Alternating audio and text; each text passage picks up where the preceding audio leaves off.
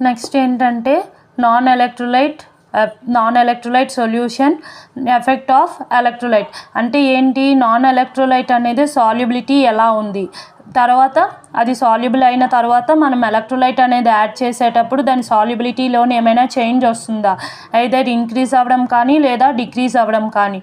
First non electrolyte solution మనం ఎలా చూస్తాం చూడండి. నాన్ ఎలక్ట్రోలైట్ అంటే ఏంటి, మనకి డిసోసియేషన్ అనేది ఉండదు, అంటే అయాన్స్ కింద అది మనకి సపరేట్ అవ్వదు. ఇందులోని యాక్వియస్ సాల్వెంట్ అంటే వాటర్ తీసుకుంటాం, యాక్వియస్ సాల్వెంట్లో మనకి ఏంటి డిసోసియేషన్ అనేది ఉండదు, అంటే అయాన్స్ కింద అది సపరేట్ అయితే అవ్వదు. సో ఏంటి, దాని సాల్యుబిలిటీ దేని మీద డిపెండ్ అవుతుంది అంటే వీక్ ఇంటర్ మాలిక్యులర్ బాండ్స్, మాలిక్యూల్కి మధ్య ఉండే బాండ్స్ అనేవి వీక్గా ఉంటాయి. ఆ బాండ్స్ మీద బేస్ చేసుకొని మనకి ఏంటి ఈ నాన్ ఎలక్ట్రోలైట్ యొక్క సాల్యుబిలిటీ అనేది డిపెండ్ అవుతుంది. ఇక్కడ ఏంటి వాన్ డెర్ వాల్స్ ఫోర్సెస్ ఒకటి, నెక్స్ట్ హైడ్రోజన్ బాండింగ్.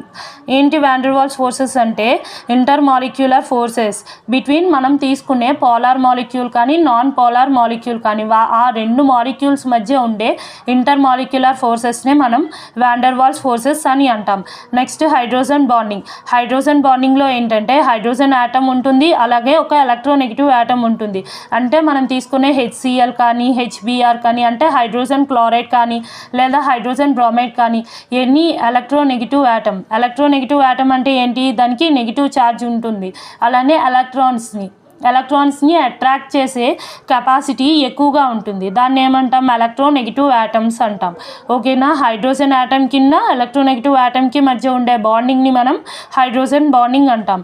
అలానే వాన్ డెర్ వాల్స్ ఫోర్సెస్ అంటే మనం తీసుకునే polar molecule and non polar molecule మధ్య ఉండే inter molecular forces between non polar and polar molecules, వాటిని మనం ఏమంటాం, ఆ ఫోర్స్ని వాన్ డెర్ వాల్స్ ఫోర్సెస్ అంటాం.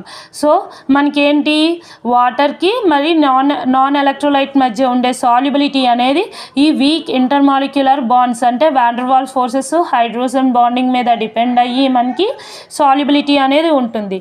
సో ఎప్పుడైతే మనము సొల్యూషన్ అనేది ప్రిపేర్ అయ్యింది, నాన్ ఎలక్ట్రోలైట్ వాటరే యాడ్ చేసాం, సొల్యూషన్ ప్రిపేర్ అయిపోయింది. నెక్స్ట్ ఏంటి, మనం దేని గురించి మాట్లాడుకుంటున్నాం, నాన్ ఎలక్ట్రోలైట్ సొల్యూషన్లో. ఓకేనా, మనకి ఎప్పుడైతే ఎలక్ట్రోలైట్ ప్లస్ వాటర్ యొక్క సొల్యూషన్ అనేది ఫామ్ అయిన తర్వాత మనం